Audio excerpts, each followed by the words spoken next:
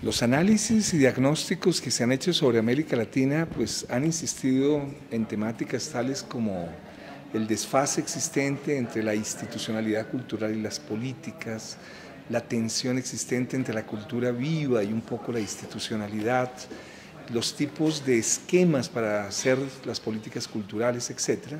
Pero Colombia es uno de los países que más ha insistido en la etapa actual de que una dimensión fundamental de la cultura es apoyar la terminación del conflicto.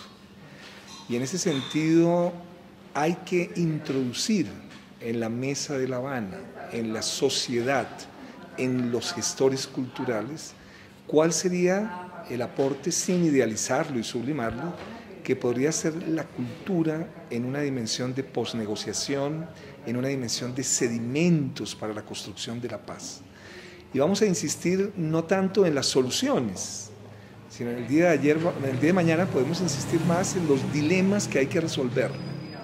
Nosotros en el campo cultural siempre tenemos la característica de ver que la sociedad es más compleja, ¿no? A veces los tecnócratas dan soluciones muy rápidas, muy efectistas, ¿no? En cambio la cultura siempre en el mundo vital habla de complejidad, de dilemas, de alternativas. Y voy a señalar tanto los dilemas como algunas recomendaciones para políticas públicas de carácter nacional en ese campo de construcción de paz, como también a nivel local, las posibilidades territoriales. Sabemos que una de las insistencias mayores en el discurso contemporáneo es el tema de la territorialidad, y desde esa perspectiva no se hacen políticas solamente abstractas y nacionales, sino el papel de las voces de los territorios, las voces de las regiones, las voces de las ciudades va a ser determinante.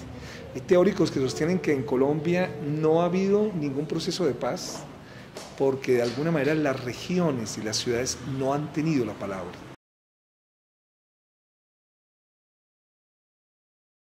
Parece en primer lugar que acentuar el nexo entre educación, cultura y arte es uno de los aspectos centrales de una política cultural conectada con procesos de paz.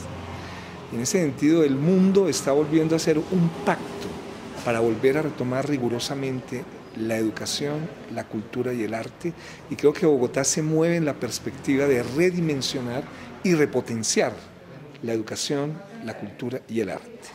Y al mismo tiempo un reconocimiento de las condiciones materiales y estructurales que fomentan el conflicto. Quiere decir que sin inversión social, sin acciones que puedan resolver los problemas de equidad, es imposible construir una sociedad en paz. Entonces yo creo que las políticas culturales hoy no son simplemente dimensiones simbólicas, dimensiones abstractas, sino también pasan por la dimensión de inversión concreta en tratar de acabar las desigualdades que fomentan y potencian el conflicto. Yo creo que esos dos ejes me parece que son bastante importantes, digamos, en las políticas culturales de Bogotá. Y creo que un tercer eje es que Bogotá, pues claramente desde el inicio de esta administración, ha insistido en la necesidad de que el horizonte de la cultura pase por discusiones profundas sobre la paz.